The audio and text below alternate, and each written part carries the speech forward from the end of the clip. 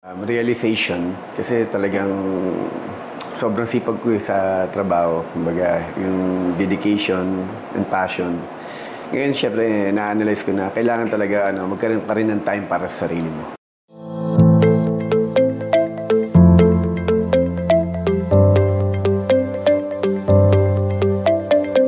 Napaka-importante kasi alam naman natin bilang artista, physically, kailangan fit kami. Kailangan lahat maayos dahil siyempre yan ang nakikita ng mga tao. Kinakailangan namin alagaan at mahalin yung sarili namin. Honestly, kaya ako talaga halos kami buong family nandito kami sa Urban Smile. Kasi ramdam namin yung pag-aalaga at pagmamahal. Hindi lang bilang kliyente, yung concern.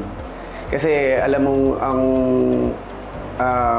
pamilya yung turing sa'yo eh. Alam mo, every time na nandito ka, isa kang pamilya na inaalagaan nila. Nakaka-proud. Unang-una, napakalinis,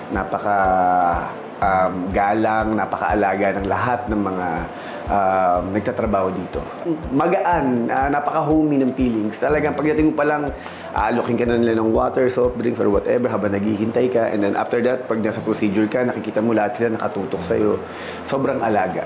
Kaya yung pagpili ko dito at yung pagtitiwala ko, hindi ako nagkamali.